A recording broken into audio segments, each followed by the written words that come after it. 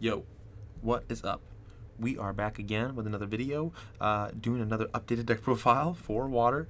I've taken this to 3 locals now over the past 2 weeks, and I've made a couple changes here and there from match to match. But I think for the most part, I think I actually have the engine in a place that I find very acceptable and I'm really happy with. And then it's the non-engine that I feel like in the extra deck a little bit that I feel like I'm constantly ever changing and tweaking. But yeah, it's a 40 card list, and yeah, I guess we'll get into it real quick. So starters are 3 Diva, 3 Prince, 1 for 1 Dragoons, and 2 Arya. So real quick, 1 for 1 is obvious. It's not only is it a starter, but it's also an extended for the deck. So it's great. Prince is the best card in the deck because it doesn't fall to 1 hand trap, which is great, and it's also an extender. And then Diva, which is like the second best, sometimes the best card in our deck, but it's so vulnerable to hand traps that it hurts to play, and you kind of need to have setup before you go into the Diva play.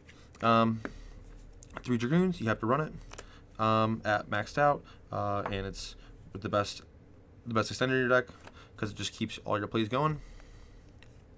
And then 2 Deep Sea Arya. I was playing 3 before, which had me at 13 starters, but I just felt like when I was trying to add in additional non-engine and trying to cut down on the deck where I could to fit that additional non-engine while still keeping some of the rules I've given myself for the deck in place, I felt like cutting one of the Arya would be okay because it is a once per turn card. So if I open multiples, it is the worst card out of all these to open multiples of.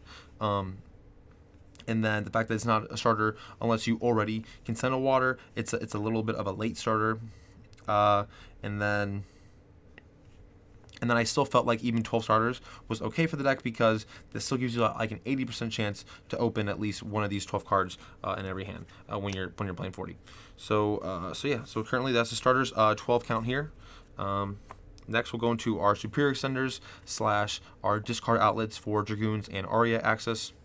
We play 3 Teus, we play 2 Megalo, 3 of the Ice Shade Ran, and 2 Minstrel. So real quick, we'll go over the best 7s in the deck. Teus, best 7 in the deck, allows you to extend the furthest, and yeah, it just allows you to take your deck and just push it to like the next level, to where usually if you're opening like Teus Dragoons, Teus Prince, Teus Diva, your end board is going to be very optimal. So yeah, we're always maxing out on the 3 Teus. And then 3 Ice Shade Ran. I was also playing Cradle, but again, there were some places where I felt like I needed to cut down on engine cards to make room for mandatory engine requirements and non-engine. And so I felt the Cradles were a good spot because it was coming up every once in a while where I would draw a Cradle for turn, or yeah, it really just be like draw Cradle for turn, or maybe open like Cradle Ice Jade. And opening multiples of this doesn't really do too much because you can only activate one of their effects per turn, and so it can make the other ones in your hand feel a little dead. And then drawing a Cradle when you weren't able to get rid of the Ice Shade that's already in your graveyard just feels really bad because then it's a dead card, and it's also a spell, so you can't even use it for anything. But this card is still awesome. It's still the second best extender in our deck, and this is probably the best extender we have to play into a board because it just threatens instant synchro access. And yeah, and it only requires 1 discard, which are why these are the best superior extenders that we are maxing out on. And then we'll go over to these 2. So Minstrel, only playing 2 of the Minstrel right now. I was maxing out on 3, but again, we're trying to cut down on the engine for non-engine, and I felt like Minstrel was another one I could do. While I do feel like it's really important to want to open Minstrel in a water, I don't disagree with still playing 3. I still like playing 3, and I might go back to playing 3. But currently, this is what I've been liking. I've been for the last couple locals, I haven't even been activating Minstrel. I've mainly been using Minstrel for his follow-up effect, whether you're specialing him off of an enemy, or you were able to go like 1 for 1 for the Prince, and then you still have Diva, and Diva can go into Minstrel and just recycle. Mainly it's the recycling feature, and the fact that he's a level 3 tuner that can work with the level 7s to make your synchros, your level 10 synchros.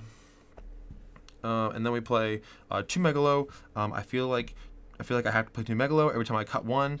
I feel like the second one always comes up.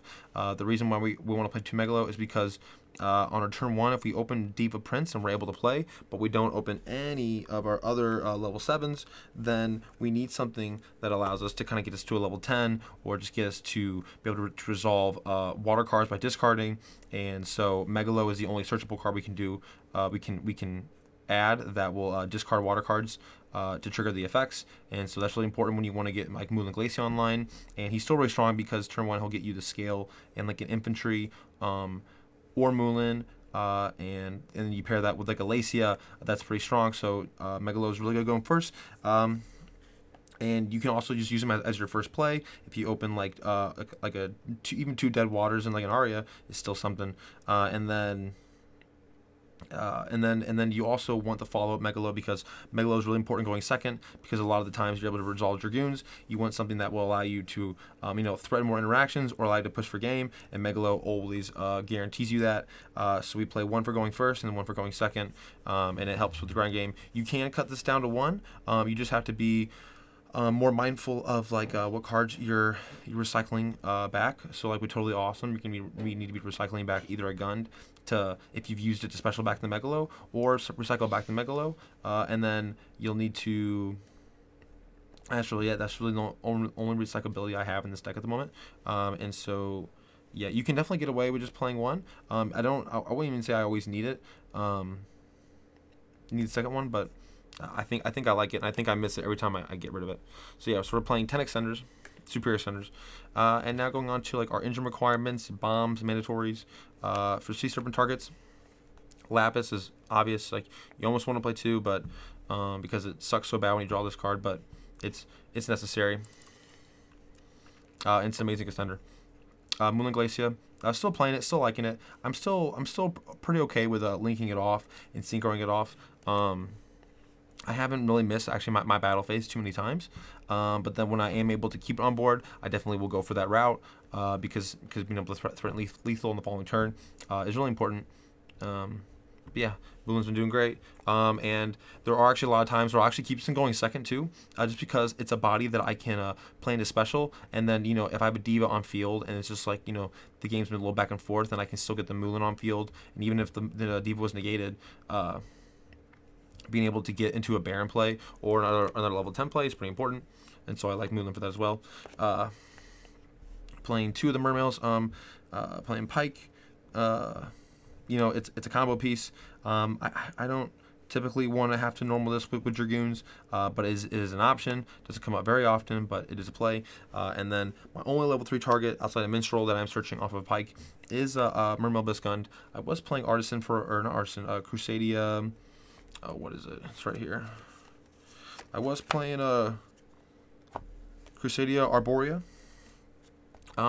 but I felt like, so the reason I was playing the Crusadia was because when I do the Abyss Shark play, or Abyss Keeper play, sorry, if I have like Diva Teus, I can get into a line where I can keep the Teus on field, use Prince and Diva to make Abyss Keeper. Abyss Keeper can special Megalo, discard Prince, make Totally Awesome, and then Pike would have searched Crusadia. Well, after I drop Moonland, or if I'm not playing Moonland, I can eventually special the Crusadia to a Link Arrow, the Abyss Keeper, and then synchro that off with the Teus that I kept on field to make a Baron or another level 10.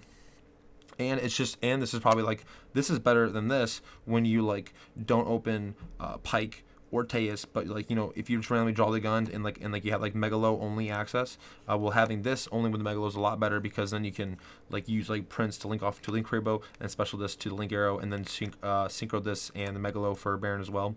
So that's pretty cool. But I felt like most of the time I was actually preferring to use my Moonland Glacier and Diva to make Baron in like the Abyss Keeper combo, and so I'd actually send the Teus and Prince to make Abyss Keeper, and then the fact that I can use Megalo and the Gund to get back the Teus and then and then move into Gaios with the equip spell still felt really strong. And the Gun honestly feels a little stronger going second, because being able to discard this with either like Coral Dragon or Nightmare Unicorn or a Megalo or an Ice Jade, just to continuously play and push through a board is really relevant too. So that's currently why I'm on the Gun right now, and I would also be playing the Crusadia as well, but as my other additional extender, I chose Artisan. I don't have another slot available for the Crusadia at the moment, and I feel like Artisan, and the reason I like Artisan more than Crusadia is because, with the Pike, I have to pick between Gund and Crusadia. I'd rather not have to worry about the picking, and it's because Artisan is accessed off a different engine, which is basically just by Diva. So Artisan's effect is that when it's special summoned, I mill the top card of my deck, target a water in my graveyard, level 4 or lower, and special summon it, but effects are negated. But that's fine because you can special back Prince, activate it, and still send for cost, or you can special back Dragoons, and then tribute it, special back Infantry. And then what also cool about Artisan is that you can use Artisan to special back Dragoons, and then use Prince effect eventually to special back Dragoons, and they get a rank 4 play. So you're not limited to just Pike plays. You also have Artisan as access as well. But the main takeaway or reason why I like Artisan is that my follow up. If I go like Diva effect, special Artisan from deck, Artisan mill 1 special Minstrel, then I can go Minstrel or Prince. Let's say if it's Prince, I can go like Prince, he's negated, but send Dragoons, special Lapis Dragon. Well, now I have 4 monsters on board, and then I can climb into an access code.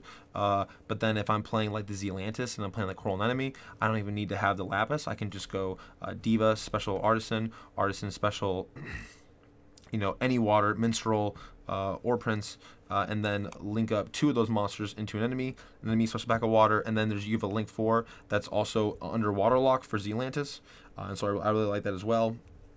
And also this water doesn't feel too bad in your hand either, because if you have to discard it for a play, that's fine, because then you just have it instantly off of Coral Enemy, which is really cool too. So which can actually offer you into getting some rank 4 plays without even having a Pike on turn 1. And so that's why I currently play the Artisan. Not to mention it's also another target off of 1-for-1. So if you've resolved the Prince and you still want to continue to play, you can special the Artisan now, which is nice. That 1-for-1 isn't just limited to 1 card. So now for some engine requirements. 2 infantry. Man, do I want to play 1? And honestly, I can't. I could play 1, and just as long as I was respecting the fact that I played 1 and made sure I was keeping 1 in loop with the Minstrel, but I feel like playing 2 is just easier. It's less I have to worry about, and then it gives me more gas going second. And I also actually like sometimes like drawing the infantry for turn or opening infantry, especially when I go second. So that way, something like Ice Shade Ran can be a huge threat by discarding infantry, special summon itself in a token, and so infantry can deal with the card or provide pressure, and then the Ice Shade Ran can then synchronize something and provide additional pressure. My last, engine requirement is the scale. We are maintaining the scale. It's really good because you need it. You need it going second to OTK with the Megalo and a water. It's really good going first, and you're almost always adding it because you're almost always searching Megalo if you're going through your Dragoon plays. And yeah, I mean, it sucks to open, but then also it could be worse because if you open it, that just means you have the equip without having to search the Megalo for like Alicia, or even like even a brick hand. If you just have a Merman, you can at least attach it and have a single negate. And so yeah, so that is my engine requirement cards. Next, non-engine. So that everything you've just seen now is that's 30 cards. So that leaves 10 non-engine slots, which you can basically do with however you please.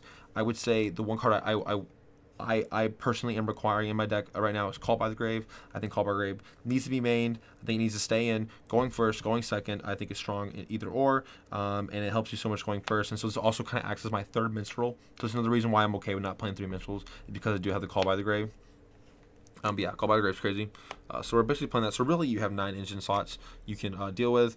And if you ask me right now, and I had to enter like a case tournament or a regional, ask me what I was going to play, it's probably this, or the Fenrir's become Imperms. And so these slots are all kind of interchangeable. The reason why I like this current non-engine lineup is because the Fenrir's, not only do they act as a constant resource for discarding, for 1-for-1, but going second, but they're also a threat, can easily attack over Little Knight before you play, and they can also be used to out problem cards like Floodgates and Summon Limit and stuff like that. And then being a level 7 is also nice, because in your worst hands you can at least use it to make a Baron with like an Ash or a Minstrel. And then going first is also not bad because you can just special as your first action, and then if you get drolled, you at least have another interruption that way. And so it just adds more interruptions to a deck that under droll will go from, you know, could have having 4 to 5 interruptions to having 0. And so Fenrir helps with that as well. And so I like how it acts as a strong going second card, strong going first card, and offers additional resources for me. Droll and Lockbird, we're currently maining this because it ends my locals plays enough deck score. I feel like I want to main the Droll, and the fact that I can just have one hand trap and potentially end a lot of players' turns, so I can play. It just seems really, really strong, and it's really good against Vanadium, Fire King, and then, you know, rogue strategies as well, crazy combo decks, Dark Worlds helps a lot with a lot of those. So yeah, I like Droll in the main at the moment. And then we're just playing 3 Ashes because it's the most generic hand trap, hits the most generic stuff, helps with the cards like Emergency, the Labyrinth cards, you know, random rogue decks, hitting Island. So there's a lot of important cards that Ash can hit. And so this just seemed like the all-around best bet for a non-engine layout. Although I will say, there are, like I was saying, the imperms can definitely be in here. You could definitely do like 3 imperm, 3 Droll, 3 Ash, or you could also, you know, do 3 Ash, 3 imperm, 3 Fenrir. I will let you know right now that so this is probably what I would say is like the preferred lineup. But if you were to ask me right now what I'm testing, I'm actually trying out not maining the Drolls or the Fenrirs, and I am maining where is it? Yeah, so we are testing out Pot of Avarice finally. I feel like every part of my body says I cannot play that card.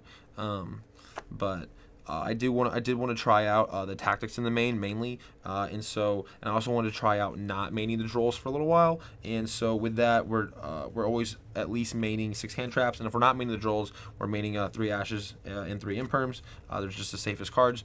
But then yeah, mainly so my issue before with Talents is that I always felt like Water was a deck that if you did get stopped and hand trapped, usually just getting stopped at the you know, the Prince Diva play, and so Talents will always be too late. But currently, I've just been kind of wanting to try it out again. Sometimes, actually a lot of the times when I'm playing this deck now, when I'm able to resolve Talents, a lot of the times it can get you into another Prince access, because as long as you have like a discard and maybe you draw into another Prince or Dragoons, you can potentially still get you know, Prince into the graveyard somehow, and then crawl an enemy back to the field if your normal's already used up. Not to mention this card's really strong going second, being able to add additional resources, take cards, look at your opponent's hand if you do get hand trap once, and you're not completely out yet. Because a lot of players actually don't know when to hand trap this deck, and so they'll hand trap you at incorrect places, and then you can unlock the Talents before you even commit your Diva or Prince. So basically, these 3 kind of already act as like my 3 tactics, 3 call by. It's like 1 engine piece here, and so I'm currently trying, instead of 3 Talents, I'm trying the Pot of Avarice. I don't think I want to play it any more than multiples. There's no way I want to draw 2 of these, and there's no way I want to be drawing these regularly. Well, I do want to be drawing regularly, but I don't want to open multiples, and I put 2 to 3 in, and having 2 to 3, I was seeing multiples more times than I was okay with, and so I feel like I don't need multiples. I feel like this card doesn't need to be in the deck, but it's kind of like a blowout. If I draw the 1, great. If I don't, whatever. I'm not missing it. But yeah, if it resolves, yeah, you're probably winning that game, because if you're being able to resolve Avarice, it probably means you've already used your engine anyways, which means you should already also be winning. Or you'll top deck this in a grind game situation, but that's just complete variance, and you can't really rely on that for a long form tournament. But yeah, currently what I am actually testing out is these 10 cards, and I don't have any like real concrete results yet. I've just been playing with it, but this is what I like at the moment. But definitely the three Fenrirs, the 3 Ashes, and the 3 Drolls in the main has definitely been the most successful that I have tested at the moment, and so this is definitely what I would be rocking with if I was continuing, or if you asked me to enter a tournament right now, and what I would have to decide. So that's 40. Now onto the extra deck. Yeah, so I basically been trying to hone down the extra deck. It's been one of the hardest parts of the deck to try and decide what's needed and what's not needed. Starting with the big links. So as my OTK engine for the deck, I'm choosing a Nightmare Unicorn and Access Code. The reason for that is Access Code, while it only gets a couple pops, being able to come 53 is really important. And I like that it's a lot more generic than Zealantis. And I also like that with Access Code, you don't need to have Megalo with an extra tribute to attack twice, or you don't need to have him for the extra tribute to attack twice for game. That just Access Code used with Unicorn and a Megalo will hit you for game right there. So I like that. That's very simple. It's very easy. The pops are nice, and I like that. And I also like Unicorn as well, just because Unicorn is a discard, so you can use it with Gund. I like that it outs problem cards. I like that it sends it back to the deck rather than destroying it, so it's relevant against Fire Kings. And yeah, so these felt like the best links. So currently I am kind of falling back to 2 Little Knights again. You definitely do not need 2, and I don't even think the 2 has only come up a couple of times. I definitely don't really like. This is a flex spot. This can be anything. Like looking at like the other cards in this deck. I don't know. There's no definitive card I would put here. You could make this like Coral Dragon, but Unicorn already serves that role as a discard. You can make this like a second Coral enemy. I'm currently only playing 1 enemy.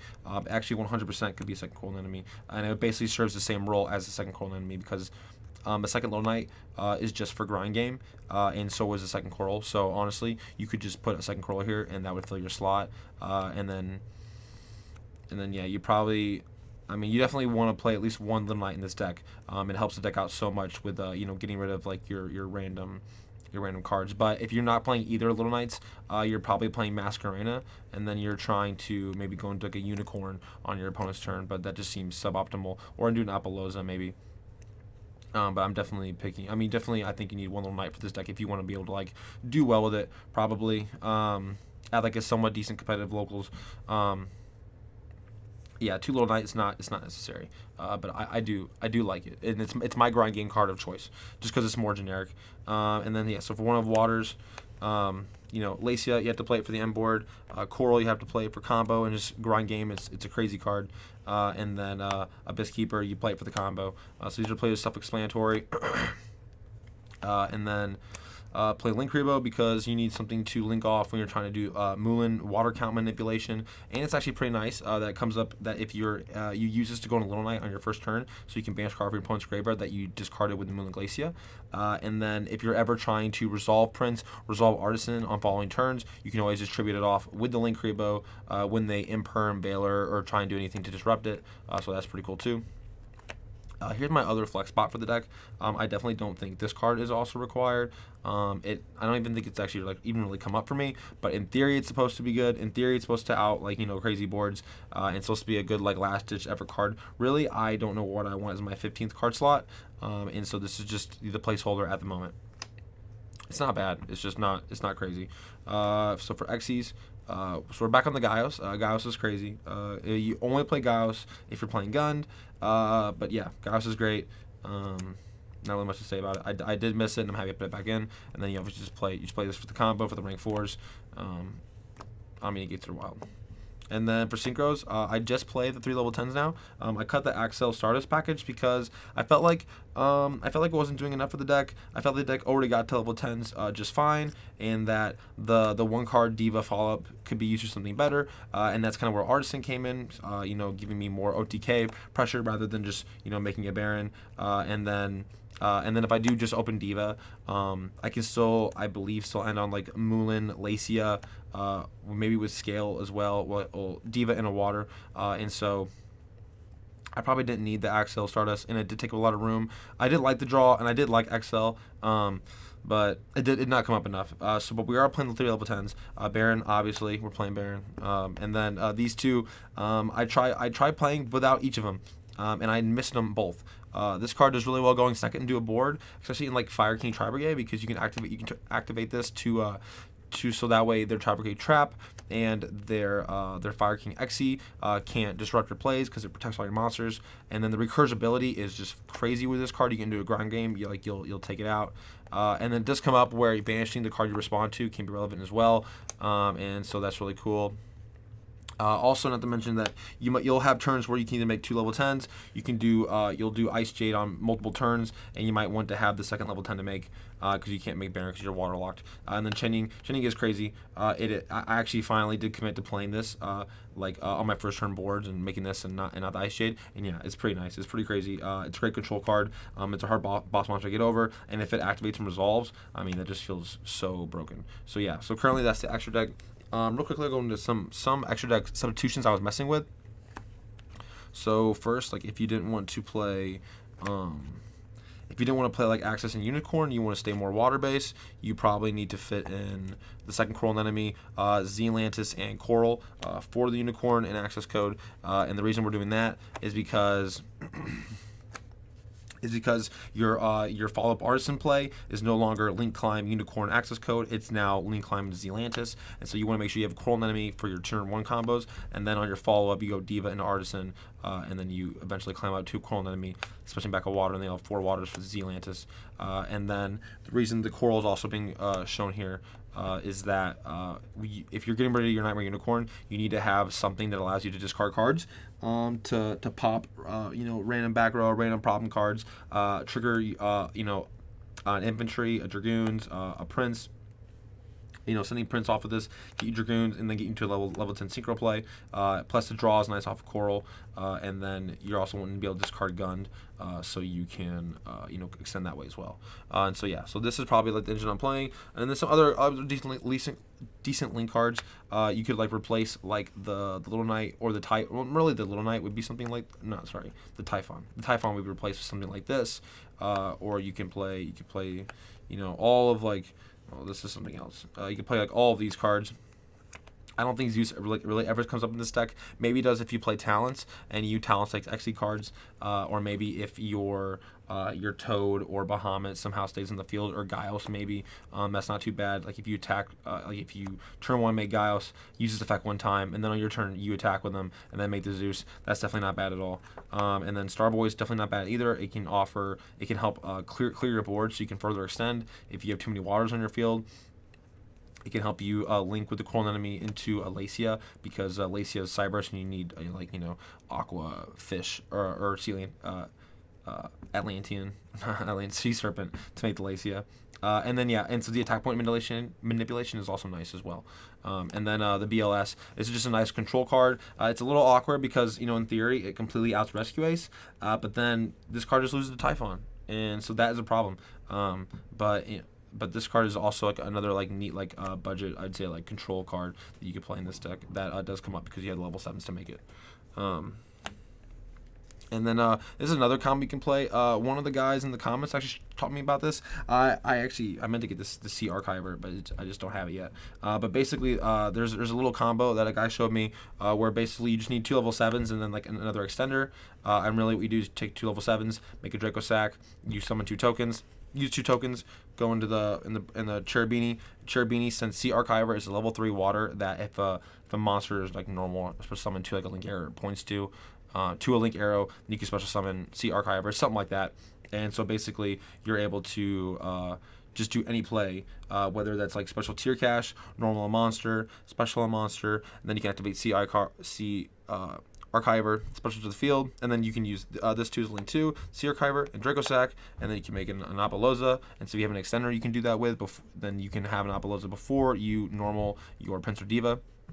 So that's pretty cool. I'm definitely been testing it a little bit, and I need to give some more time, because I also do like that Draco Sack can just also be a card that pops in simplified game state, can probably be strong as well, and it gives more utility to the Fenrir as well.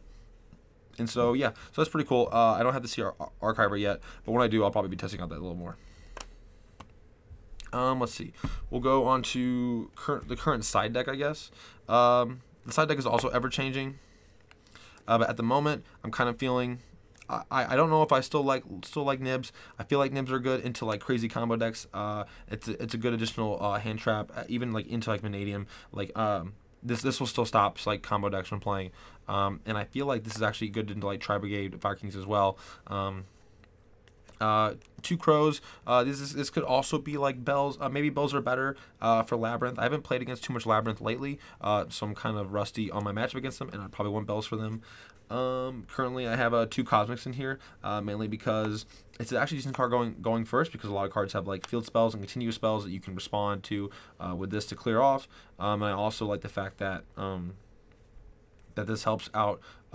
This helps like a quick play respond to cards like Summon Limit, because I'm seeing a lot of Summon Limits lately. I've seen a lot of Fire King players play that, and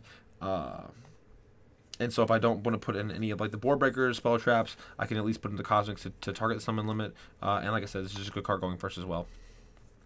And then so for board wipes, currently playing 3 Lightning Storm and 2 Lightning Storm, 3 evenly. And this is mainly just like what I put in against Rescue Ace, or some like crazy combo decks that I'm not sure how I can deal with. Yeah, I feel like Evenly or Lightning Storm, being able to clear the back row or simplify the game state with Evenlies, and then on main phase 2, I just go full combo. My combo can also probably like pop a couple times as well, because I have the infantries, and I have the Baron, you have the chaining, and so you can end Little Knight. So like my first turn combo is also just like interacting with my opponent 3 to 4 times, and so even if I just clear their board and then main phase 2 I clean it up and then go full combo, I probably just have a decent chance at winning that, and so that seems pretty nice. Yeah, so just going over, a couple other cards that I'm not playing at the moment, but I do like. Tier Cash I like. I like that you can add off a Fenrir, so you can have a water that you can discard for other plays. I was just drawing this too much, and when you draw it with no Tier Cat, with no Castier cards, and you try and mill, you still don't get the Fenrir engrave to mill to special this. That just feels really bad. But if you do have Fenrir and not this card feels awesome. I already kind of talked about the talents earlier. I'll pull those out. Kind of already talked about the Avarice. Imperms. So I'll go over Droplet real quick. So Droplet is another card that I'm interested in playing. Another variant of this deck for my 9 engine slots is I'm playing like 1 call by, or I'm playing 1 call by, 2 tactics, 3 droplets, 3 Fenrirs, and then Tier Cash. It still keeps me at 40, and I am interested in playing that build as well. I haven't tested it yet, just not maining hand traps at all, but the droplets do seem very good, especially in that variant, and droplets are a good card, and they come up all the time. I just feel like I'm just afraid of sending.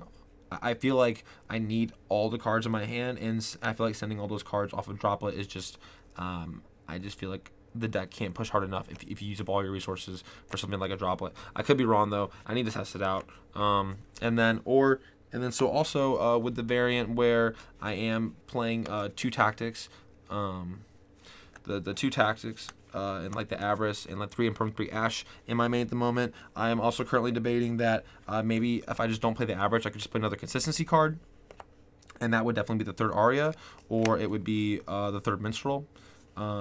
I've also been playing with playing 1 Small World, so I'll play like 2 Aria, 1 Small World. It gets my starter count back up to 13, giving me an 85% chance to open a starter. And I like that this is some variants from the Deep Sea Aria, and it's another card where if I don't see it, I'm not upset. But if I do see it, and not only can I search my Diva Prince, I can also search Teus, Ice Shade Ran.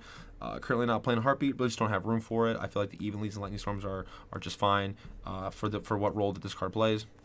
Currently not really maining or siding the Kaijus, but I would be playing 2 to 3 Kaijus probably in the side deck if I was playing the Zealantis cards in the extra deck, because then if you're able to Kaiju your opponent and then go into Zealantis eventually, in special back the Kaiju to your field will Megalo Kaiju plus Zealantis, assuming you have the scale in hand, will then equal OTK. And so I do like that. Not to mention it's a water, so you can discard it. And it's also a pretty cool card if you open this with like Fenrir, because the fact that you can just like, remove a card with the Kaiju, special, like you could remove like a boss monster with the Kaiju, special the Fenrir, attack over Little Knight.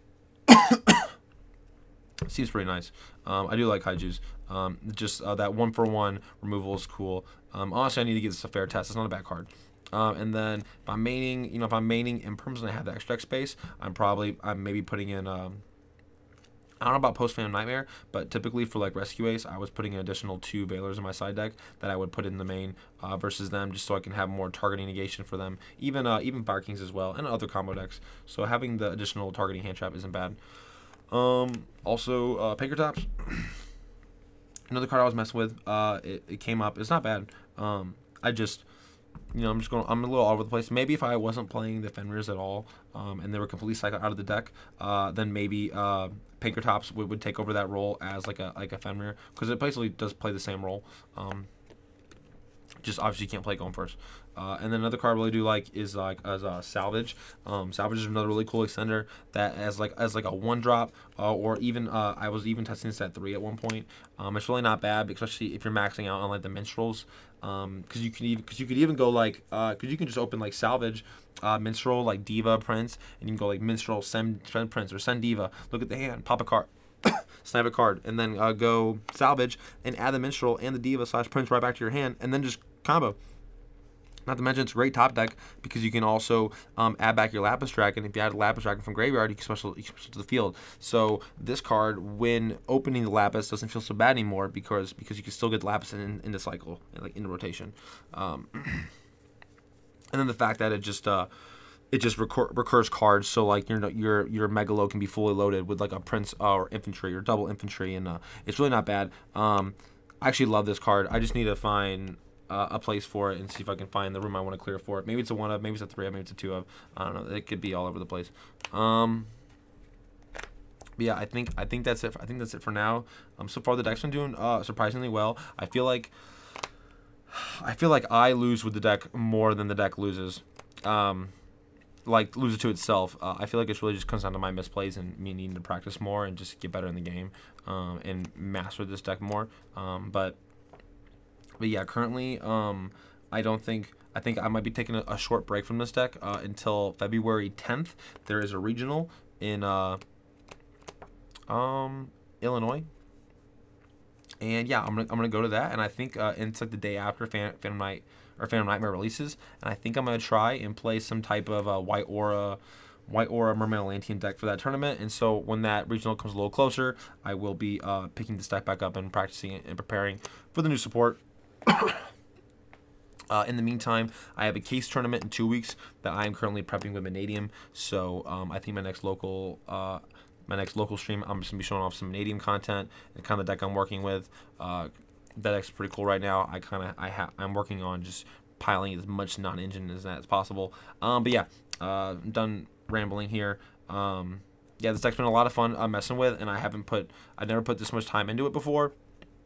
And it's only because of YouTube that I've been doing that, and talking to you guys back and forth has just been the coolest thing ever. I love seeing you guys' comments. I love hearing you guys' feedback and seeing suggestions you have. You guys have so many cool like little freaking tricks and tech cards to play in this deck that I never even thought about before, and it's been so much fun. And I mean, this channel has just been awesome, and I just appreciate you guys showing up and freaking like liking the videos and commenting, and it's been awesome. And so I plan to try and do more. I think what I will try and do, since I won't be providing any TCG content, I think I'm gonna try and upload a couple 2 to 3 like Master Duel sessions per week. I haven't played Master Duel in months, and I'm such a loser. My only decks on Master Duel is literally like Merman Atlantean. That's actually just it. And so I don't know what rank I'm at the moment, but I figured I can just record myself as I rebuild the deck and play the deck and climb up the rank and just show you how I play the deck on that game. I know the title's back at 3. I definitely want to look at 3 title and see if that's good or not. Because I'm always wishing title comes back to the game, and now I gotta put my money where my mouth is because it's back in the game in Master Duel. And so yeah, that's really it. Thanks for tuning in. Thanks for checking this out. I know this video's gonna be long as shit, but whatever, right? All right, peace.